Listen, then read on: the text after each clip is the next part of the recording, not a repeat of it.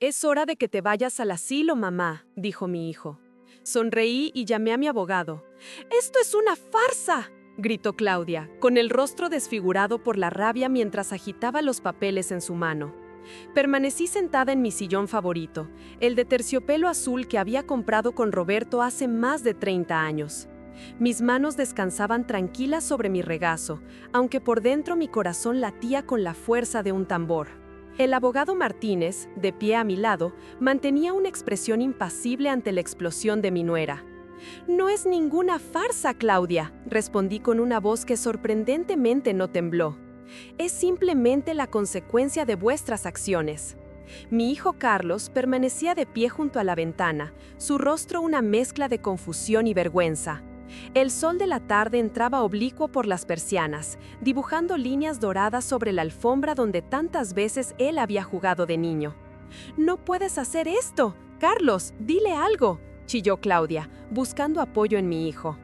El aire en mi sala de estar, normalmente perfumado con el aroma de mis jazmines, ahora parecía denso y cargado con el perfume excesivamente dulce de Claudia y el olor amargo de la traición. La señora Carmen está en pleno uso de sus facultades mentales y sus derechos legales, intervino el abogado Martínez con voz pausada pero firme. Todo está perfectamente documentado. Pero para entender la justicia de aquel momento, necesitas entender el peso del silencio que lo construyó. Necesitas volver conmigo al día en que todo comenzó. Fue una tarde de domingo 3 meses atrás. El aroma de mi paella aún flotaba en el comedor. Siempre había sido tradición familiar reunirnos los domingos en mi casa, una costumbre que mantuve después de quedar viuda hace 5 años. Carlos, mi único hijo, y Claudia, mi nuera desde hace 7 años, venían puntualmente. Aquella tarde, sin embargo, algo era diferente. Lo noté en la forma en que intercambiaban miradas durante la comida, en cómo Claudia había insistido en servirme el vino ella misma, en los susurros que interrumpían cuando me acercaba. Después del postre, con las tazas de café humeantes sobre la mesa, Carlos carraspeó y tomó mi mano. «Mamá, hemos estado hablando Claudia y yo», comenzó, su voz intentando sonar casual. «Estamos preocupados por ti». Sentí un ligero escalofrío recorrer mi espalda. A mis 73 años, había aprendido a reconocer cuando una conversación no iba a ser agradable. «¿Preocupados?», pregunté, soplando suavemente mi café. «Estoy perfectamente, hijo». «Ayer te caíste en el baño», intervino Claudia, con esa voz dulzona que reservaba para ocasiones especiales. Fruncí el ceño. Era cierto que había resbalado en el baño, pero no me había caído. Y lo del gas, bueno, una distracción la tiene cualquiera. «Fueron pequeños descuidos», me defendí. «A todos nos pasan». «No son simples descuidos, mamá», insistió Carlos, apretando mi mano con más fuerza de la necesaria. «Son señales de que ya no puedes vivir sola». Las palabras cayeron como piedras en un estanque, formando ondas de incredulidad que reverberaron en mi pecho. Miré a mi hijo, buscando en sus ojos algún rastro del niño que había criado con tanto amor, pero solo encontré determinación y algo más. ¿Culpa? «Hemos estado investigando residencias», continuó Claudia, sacando un folleto de su bolso.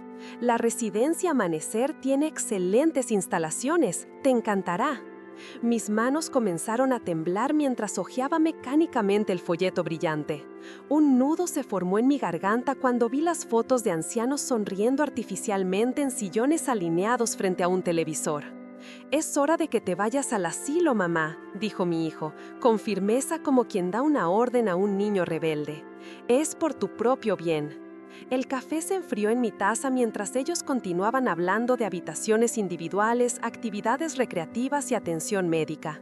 Pero yo ya no escuchaba. Mi mente viajaba a través de los años, recordando cómo había criado sola a Carlos después de que mi marido muriera, cómo había trabajado dobles turnos para pagar su universidad, cómo había renunciado a mis propios sueños para que él pudiera cumplir los suyos. Y ahora, en esta casa que había construido con tanto esfuerzo, mi propio hijo me decía que era hora de marcharme.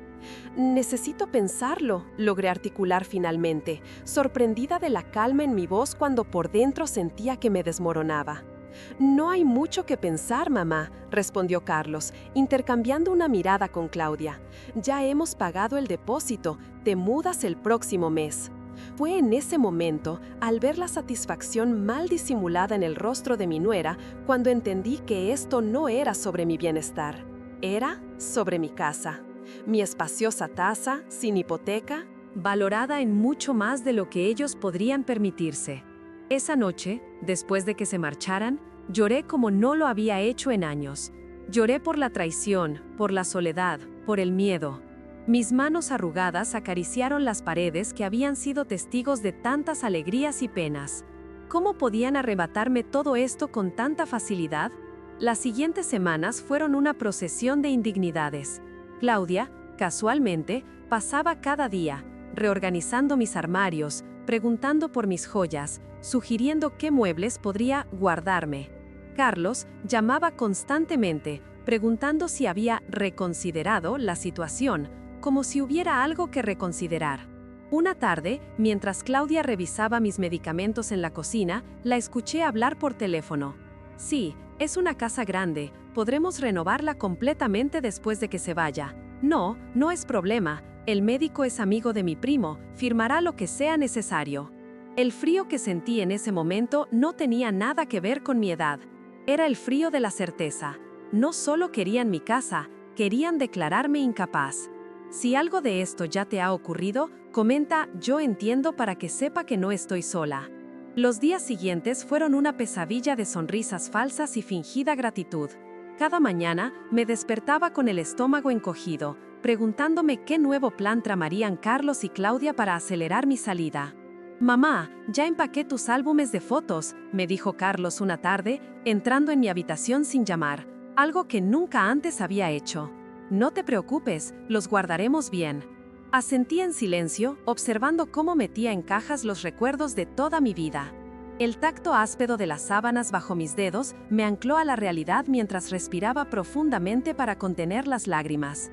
¿Has tomado ya la medicación?, preguntó Claudia, apareciendo en el umbral con un vaso de agua y unas pastillas que no reconocí.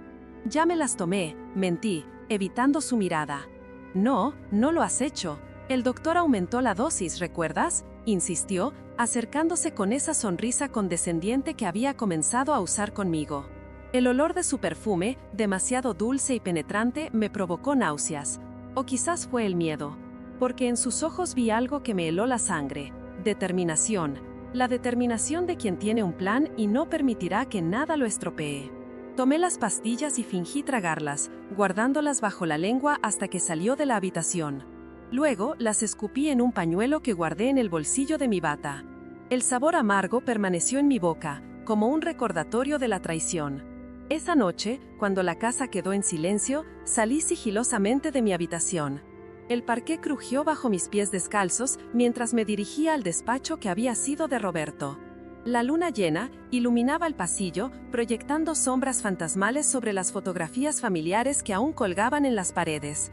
En el despacho, encendí la pequeña lámpara de mesa y me senté frente al ordenador. Carlos había insistido en actualizarlo hace poco, alegando que así podríamos hacer videollamadas cuando estuviera en la residencia. La pantalla se iluminó, pidiéndome una contraseña que no conocía. Suspiré, derrotada. Pero entonces recordé que mi hijo siempre usaba la misma contraseña para todo: el nombre de su perro de la infancia, seguido del año de su nacimiento. Tecleé Rocky 1985, y para mi sorpresa, la pantalla se desbloqueó. Mi corazón latía tan fuerte que temí que pudieran oírlo desde el otro extremo de la casa. Con dedos temblorosos abrí el correo electrónico. Necesitaba pruebas, algo tangible que confirmara mis sospechas. Y allí estaba, un intercambio de correos entre Carlos y una inmobiliaria. Valoración preliminar de la propiedad. Excelente ubicación. Posibilidad de dividir en 2 apartamentos, una vez que tengamos la firma de la cesión. El aire abandonó mis pulmones. La habitación pareció girar a mi alrededor, mientras las palabras en la pantalla se volvían borrosas por las lágrimas que inundaban mis ojos. No solo planeaban internarme, planeaban que les cediera la casa antes de hacerlo. Con dedos torpes, imprimí los correos y cerré todo cuidadosamente, asegurándome de dejar el ordenador exactamente como lo había encontrado. Las hojas impresas quemaban en mis manos como si fueran brasas.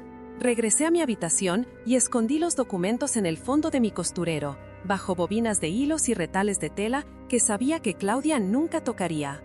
Luego me metí en la cama, temblando no por el frío, sino por la magnitud de lo que acababa de descubrir. No pude dormir. Las horas pasaron lentamente mientras escuchaba los ruidos nocturnos de la casa. El tic-tac del reloj de péndulo en el pasillo, el zumbido lejano del refrigerador, el ocasional crujido de las vigas. Esta casa, que conocía cada uno de mis pasos, cada uno de mis suspiros, iba a ser arrebatada de mis manos por las personas en quien más confiaba. La mañana siguiente me trajo una nueva sorpresa. Claudia apareció con una mujer que me presentó como la doctora Sánchez. «Es solo una visita rutinaria», explicó Claudia con esa voz melosa que había comenzado a odiar, «para asegurarnos de que todo está bien antes del traslado». La doctora, una mujer de mediana edad con gafas de montura metálica, me observó con ojos clínicos mientras respondía a sus preguntas deliberadamente ambiguas. ¿Se siente desorientada a veces? ¿Tiene dificultades para recordar cosas cotidianas? ¿Ha notado cambios en su estado de ánimo? Comprendí inmediatamente lo que estaba sucediendo. No era una evaluación rutinaria, era un intento de declararme incapaz.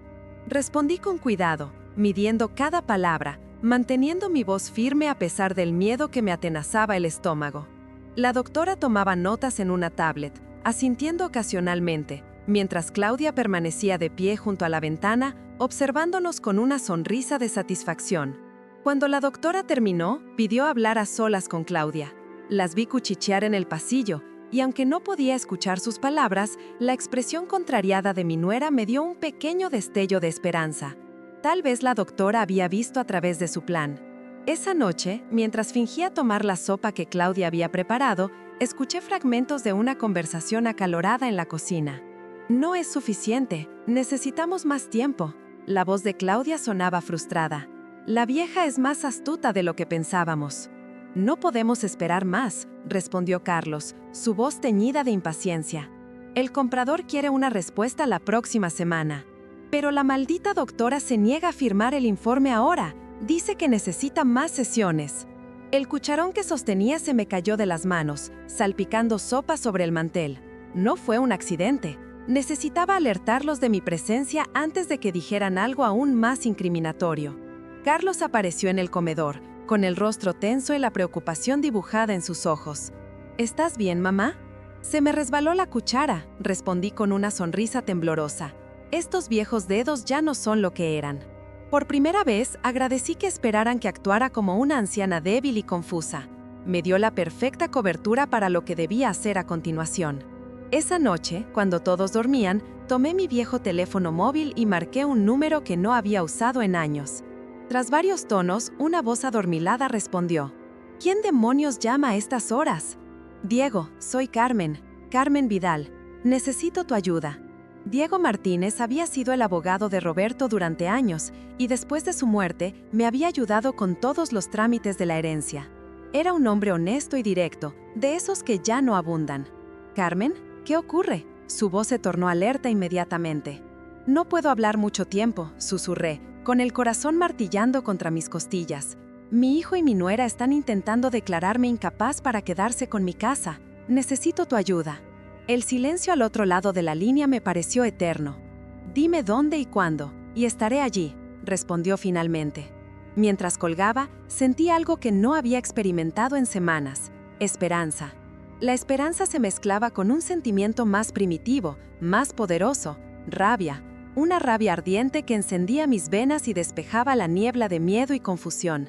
Ya no era una víctima, era una mujer dispuesta a luchar por lo que era suyo. ¿Exageré al sentir esa rabia? ¿Tú qué habrías hecho en mi lugar?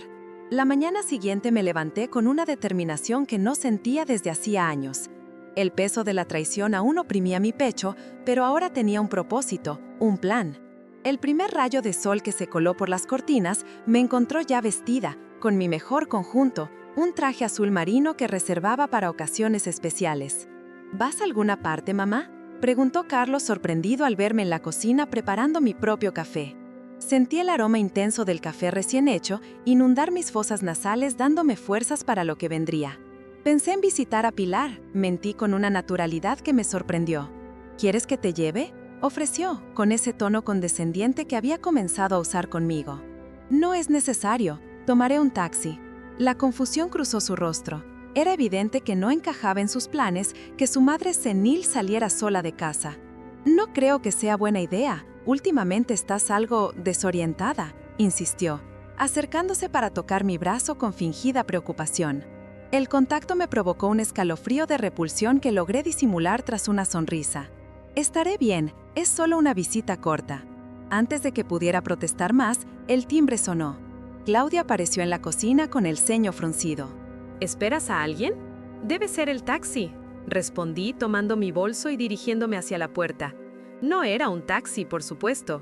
Era Diego Martínez, puntual como siempre, con su traje impecable y su maletín de cuero.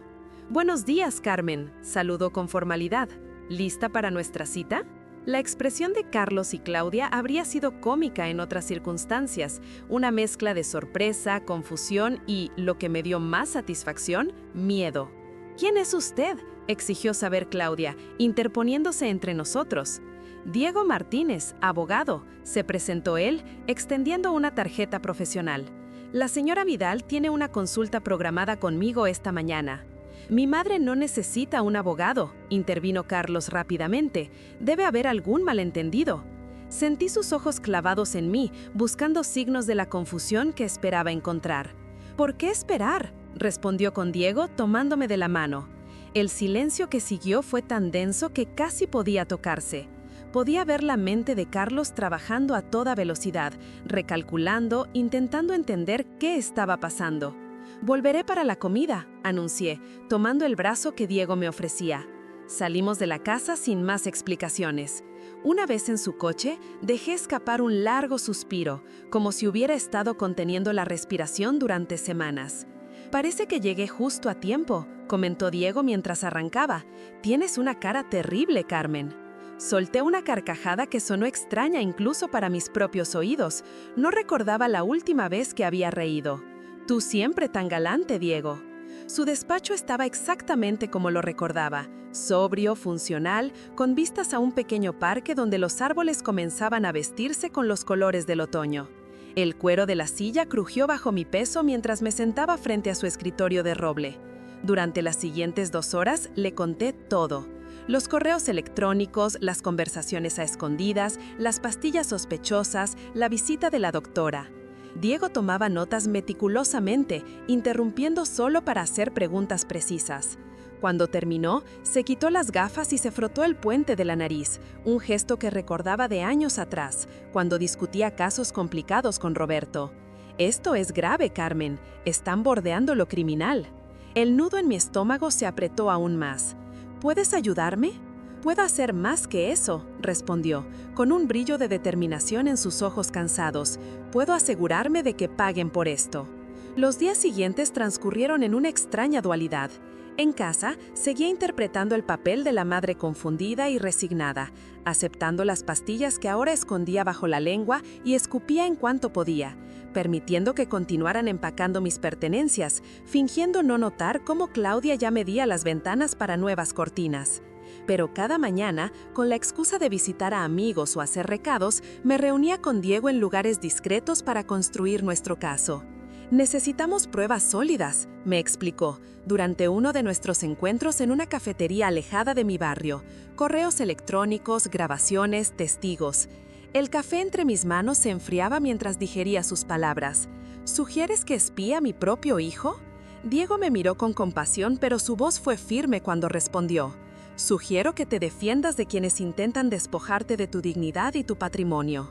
Esa noche, cuando regresé a casa, tomé la decisión. En mi bolso llevaba una pequeña grabadora que Diego me había proporcionado. El dispositivo pesaba en mi bolsillo como una piedra mientras cenaba con Carlos y Claudia, escuchando sus planes para mi futuro, asintiendo dócilmente. «La residencia tiene actividades todos los días», comentaba Claudia, sirviéndome más agua.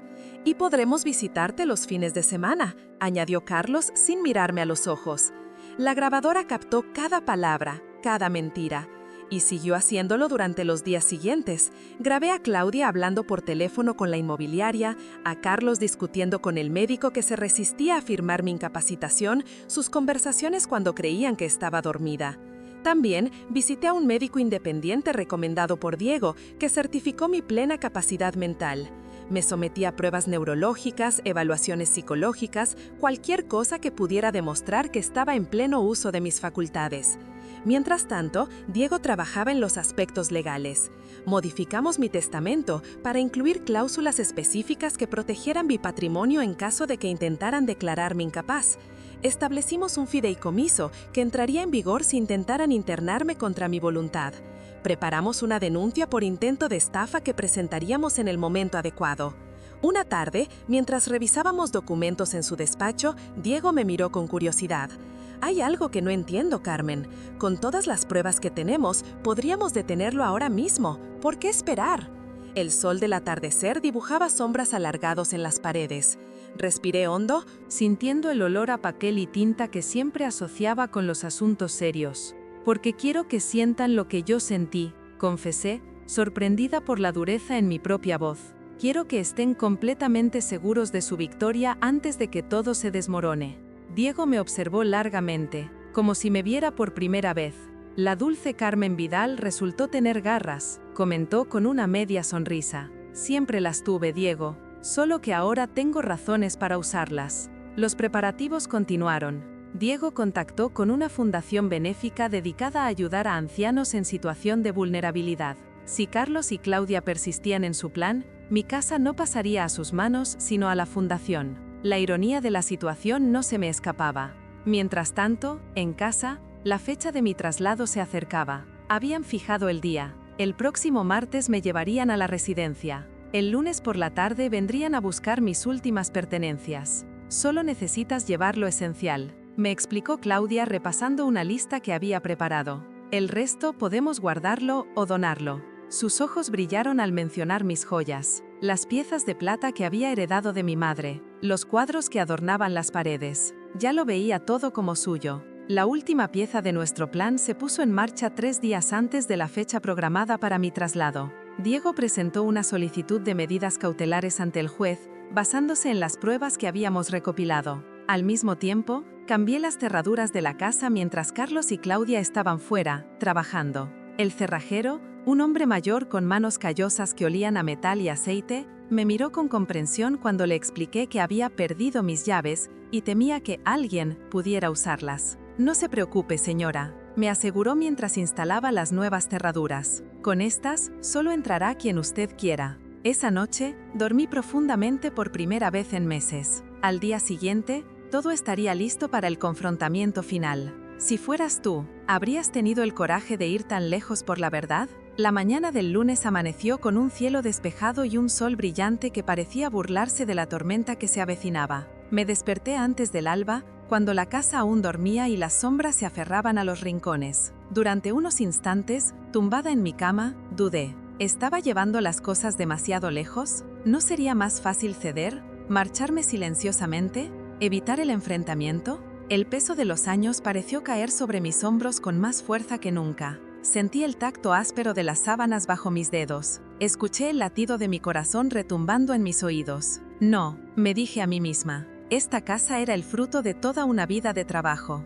Estos recuerdos eran míos. Mi dignidad no estaba en venta. Me levanté y me vestí con esmero, eligiendo un vestido que Roberto siempre había admirado, azul marino con pequeñas flores blancas. Me peiné frente al espejo, observando las arrugas que surcaban mi rostro como un mapa de los años vividos. Cada línea contaba una historia, la de la joven que se había casado enamorada, la de la madre, que había velado noches enteras junto a la cama de su hijo enfermo, la de la viuda, que había aprendido a vivir sola de nuevo. A las 8 en punto, como habíamos acordado, llegó Diego. El sonido del timbre envió un escalofrío por mi espalda. «Buenos días, Carmen», saludó al entrar, impecable como siempre en su traje oscuro. «¿Estás lista?», asentí, sintiendo la boca seca. Diego depositó su maletín sobre la mesa del comedor y extrajo varios documentos. «Repasemos el plan una vez más», sugirió, extendiendo los papeles ante mí. El olor a café recién hecho inundaba la cocina.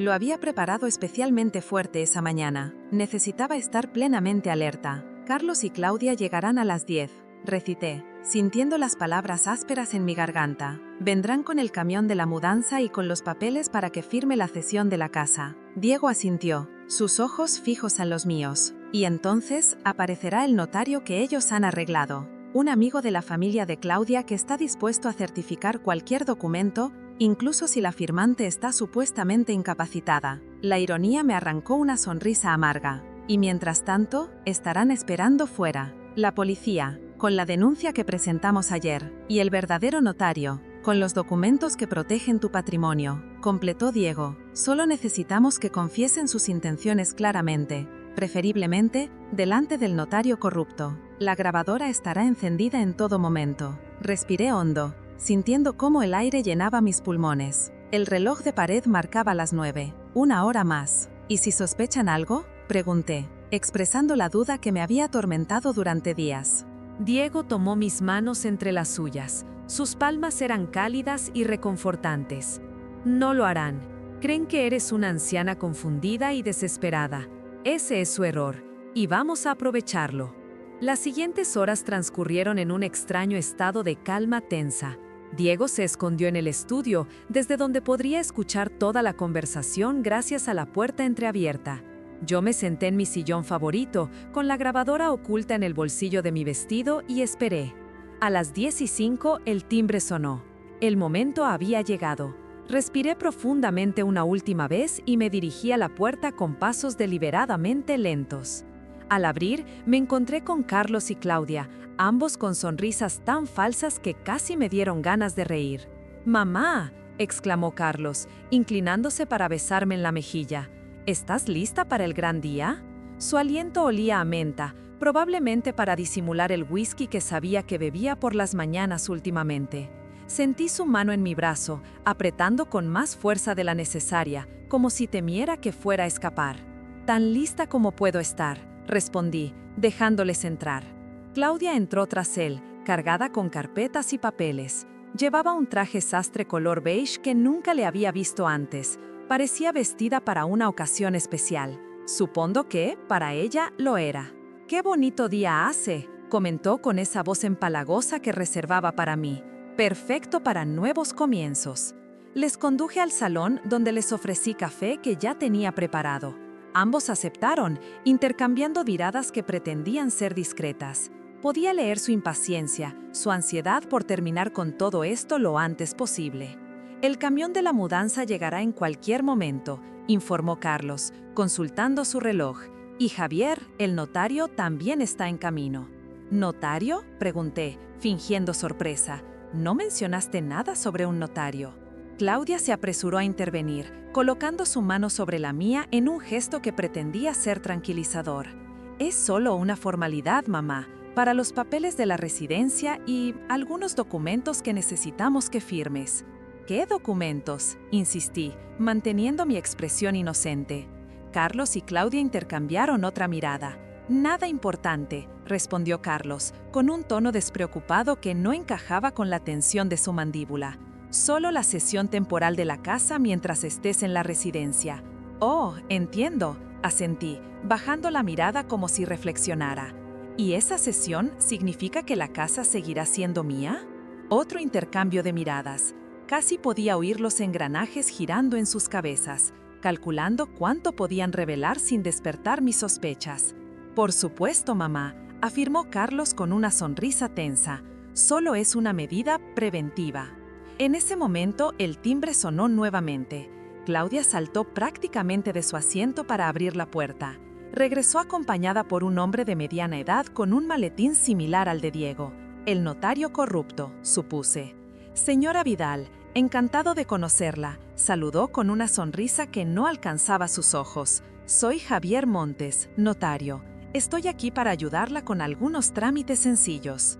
Le invité a sentarse, observando cómo Claudia desplegaba documentos sobre la mesa con una eficiencia que revelaba cuánto había ensayado este momento. «Son solo unas firmas», explicó Claudia, señalando varios puntos marcados con adhesivos. «Aquí, aquí y aquí». Tomé los documentos y fingí leerlos con dificultad, entrecerrando los ojos y moviendo los labios como si me costara comprender las palabras. En realidad, estaba ganando tiempo y asegurándome de que la grabadora captara todo. «No entiendo muy bien», murmuré. «¿Esto dice que cedo la propiedad de la casa?» El notario carraspeó incómodo. «Es una cesión temporal, como ha explicado su hijo», respondió con voz profesional, «puramente administrativa». «Pero aquí dice cesión definitiva e irrevocable», señalé, apuntando a una frase que había leído rápidamente. Carlos se tensó visiblemente. «Son términos legales, mamá, no significan lo que parece». Dejé los papeles sobre la mesa y miré directamente a los ojos de mi hijo. «¿Me estás mintiendo, Carlos?» El silencio que siguió fue tan denso que podría haberse cortado con un cuchillo. Fuera, escuché el ruido de un motor. El camión de la mudanza acababa de llegar. «No seas ridícula, mamá», respondió finalmente, con un tono que mezclaba impaciencia y condescendencia. «Estamos haciendo esto por tu bien. Sabes que ya no puedes vivir sola».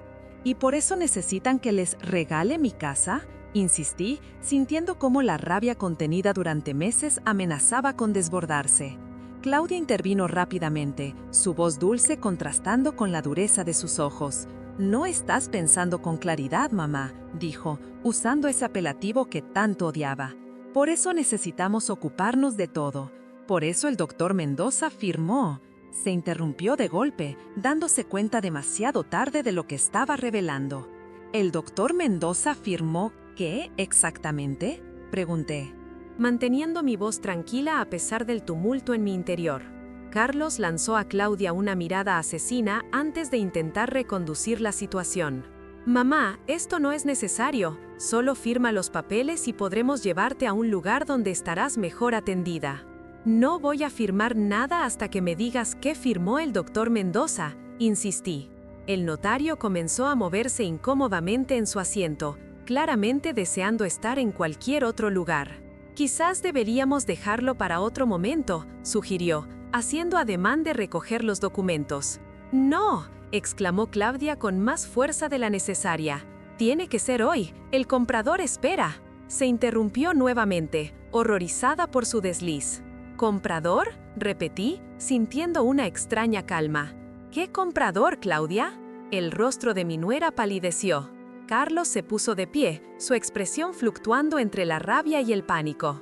«Esto es absurdo», declaró, intentando recuperar el control. «Estás confundida, mamá. El doctor Mendoza lo confirmó. Firmó un certificado de incapacidad parcial que nos permite...». «¿Que os permite qué, Carlos?», le interrumpí. «¿Vender mi casa?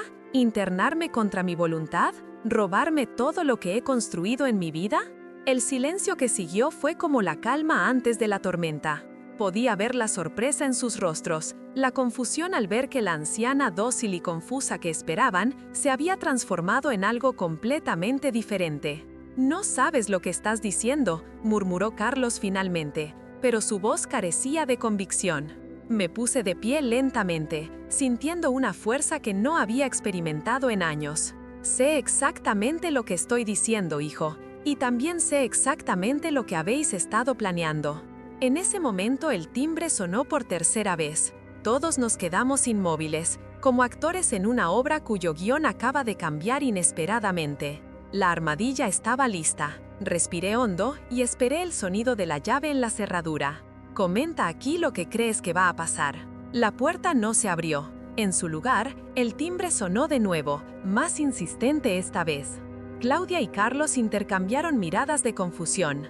«Debe ser el camión de la mudanza», murmuró Claudia, dirigiéndose hacia la entrada. «No pueden entrar», declaré con voz serena. Cambié las cerraduras. Carlos me miró como si me hubiera crecido una segunda cabeza. «¿Qué has hecho qué?». En ese momento, la puerta del estudio se abrió y Diego emergió, impecable en su traje oscuro, con una expresión de profesional determinación en su rostro. El efecto fue inmediato. Claudia se quedó paralizada a medio camino del recibidor. Carlos se puso de pie de un salto, y el notario comenzó a recoger apresuradamente sus papeles. «Buenos días a todos», saludó Diego con una inclinación educada de cabeza. «¿Abogado?», balbuceó Carlos, su rostro oscilando entre la palidez y el rubor. Mamá no necesita un abogado. Evidentemente lo necesita, respondió Diego, acercándose a mí y colocándose a mi lado en un gesto de apoyo, especialmente cuando su propio hijo intenta despojarla de su propiedad mediante documentos fraudulentos. El notario, ahora visiblemente incómodo, se puso de pie. Creo que ha habido un malentendido. Yo solo vine a certificar la firma de una persona que supuestamente está incapacitada, le interrumpió Diego. Interesante procedimiento notarial, señor Montes. Estoy seguro de que el Colegio de Notarios estará fascinado por conocer sus métodos. El hombre palideció, apretando su maletín contra el pecho como si fuera un escudo. Me aseguraron que todo estaba en orden, se defendió, lanzando una mirada acusatoria a Carlos y Claudia.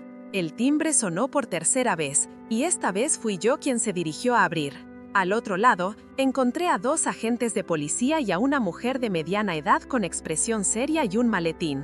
El segundo notario, supuse. Señora Vidal, saludó uno de los agentes. Tenemos una denuncia presentada a su nombre por intento de estafa y posible abuso de persona vulnerable. Les invité a entrar con un gesto. Al regresar al salón, la escena parecía congelada. Carlos de pie con los puños apretados, Claudia sentada con la mirada fija en el suelo, el notario corrupto aferrado a su maletín y Diego de pie junto a mi sillón vacío, como guardián de mi espacio.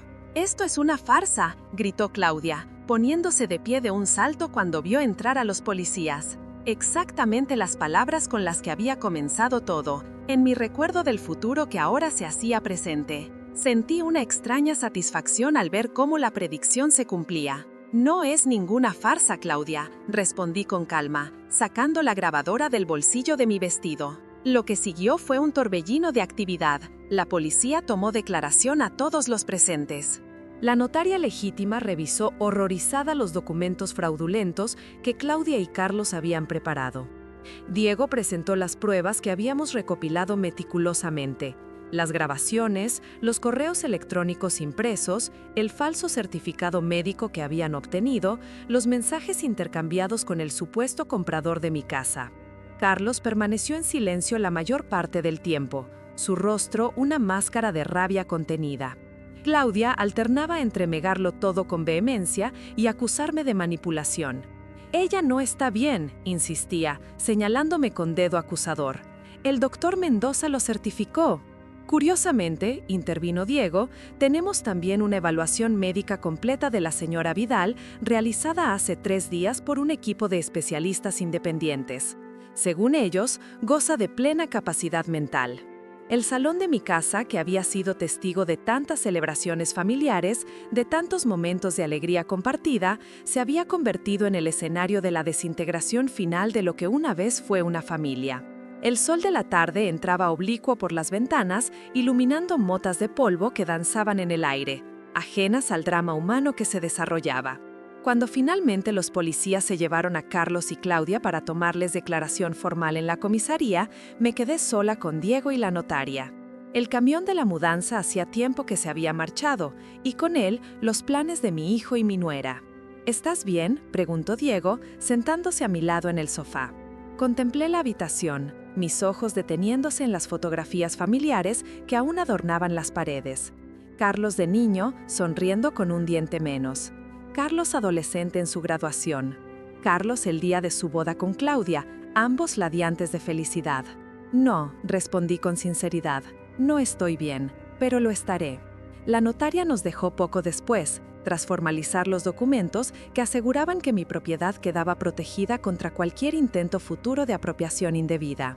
Diego permaneció a mi lado hasta bien entrada la noche, asegurándose de que no estuviera sola con mis pensamientos. Los días siguientes fueron una mezcla de trámites legales y momentos de profunda reflexión. La policía continuó su investigación. El doctor Mendoza enfrentó una investigación del Colegio de Médicos por falsificar un certificado de incapacidad. El notario corrupto fue suspendido de sus funciones. En cuanto a Carlos y Claudia, quedaron en libertad con cargos, a la espera de juicio. Una semana después del incidente, mientras regaba mis geranios en la terraza, el timbre sonó. Al abrir la puerta, me encontré con Carlos. Estaba solo, sin Claudia, y parecía haber envejecido 10 años en 7 días.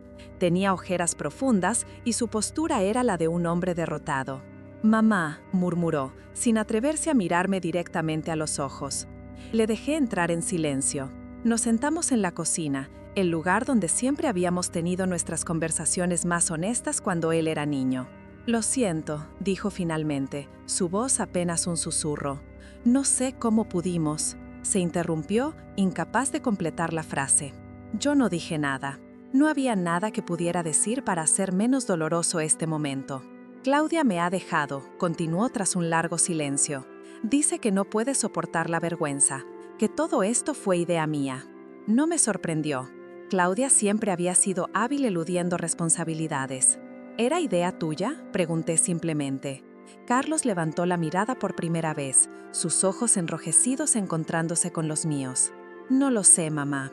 Al principio realmente creíamos que necesitabas ayuda, pero luego, cuando apareció la oportunidad de vender la casa, no sé en qué momento cruzamos esa línea. Pensé en todas las noches que había pasado despierta, preguntándome dónde me había equivocado como madre, qué había fallado en la educación de mi hijo para que pudiera contemplar traicionarme de esa manera. Siempre te di todo lo que pude, Carlos, dije finalmente, sintiendo el peso de cada palabra. Tu padre y yo trabajamos toda nuestra vida para darte oportunidades que nosotros nunca tuvimos. Lo sé, respondió, su voz quebrándose, y lo arruiné todo. El silencio volvió a instalarse entre nosotros, denso y cargado de décadas de historia compartida. ¿Me perdonarás algún día?, preguntó finalmente. Miré a mi hijo, el niño al que había acunado en mis brazos, al que había enseñado a caminar, a leer, a ser un hombre de bien. ¿O eso había creído? No lo sé, Carlos, respondí con honestidad. El perdón no es algo que pueda prometerse. Es un camino, no un destino. Se marchó poco después, con los hombros caídos y una promesa de llamar pronto que ambos sabían podrían no cumplirse. La casa volvió a quedarse en silencio, pero ya no era el silencio apresido de la traición. Era un silencio limpio, el de quien ha superado una tormenta y contempla el daño para comenzar a reconstruir. En los meses siguientes, reorganicé mi vida. Contraté a una asistente, María, que venía 3 veces por semana a ayudarme con las tareas más pesadas. Me uní a un grupo de lectura en la biblioteca del barrio. Retomé mi afición por la pintura, abandonada desde la muerte de Roberto. También reforcé mi relación con Diego, que pasó de ser mi abogado a convertirse en un amigo cercano. Nuestros cafés semanales se volvieron un ritual que ambos esperábamos con ilusión. Una tarde, mientras paseábamos por el parque cercano a mi casa, Diego me preguntó: ¿alguna vez pensaste que terminarías así, Carmen? ¿Después de todo lo que pasó? El sol de otoño doraba las hojas de los árboles, creando un espectáculo de luces y sombras sobre el camino. Medité la pregunta antes de responder. No exactamente así, admití, pero siempre supe que encontraría mi camino. Mi madre solía decir que la vejez no es debilidad, es sabiduría, solo hay que saber usarla. Diego sonrió, ofreciéndome su brazo para continuar nuestro paseo. Tu madre era una mujer inteligente. Lo era, asentí. Y yo también lo soy, aunque mi hijo y mi nuera lo olvidaran convenientemente. La vida continúa, con sus altos y bajos, sus pequeñas alegrías y sus inevitables tristezas. Mi relación con Carlos sigue siendo complicada, un baile cauteloso de acercamientos tentativos y retiradas necesarias. No sé si algún día recuperaremos la confianza perdida, pero ya no me atormento con esa pregunta.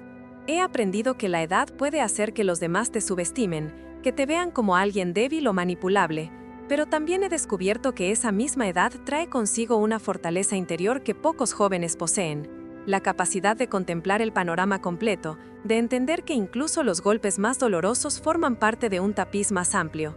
Cuando me miro al espejo cada mañana, veo las arrugas, el cabello blanco, las marcas que el tiempo ha dejado en mi piel, pero también veo a la mujer que no se dejó vencer, que luchó por su dignidad cuando intentaron arrebatársela, que supo convertir la traición en una oportunidad para redescubrirse. Porque al final, la verdadera justicia no está en la venganza, sino en la capacidad de seguir adelante con la cabeza alta, de reconstruir lo que se ha roto y encontrar nuevos motivos para sonreír cada día. La vejez no trae debilidad, sino sabiduría, y la sabiduría es el arma más poderosa contra quienes intentan subestimarnos. Si esta historia tocó algo en ti, comenta: la vejez trae sabiduría, no debilidad, para que sepa que no estoy sola en este sentimiento.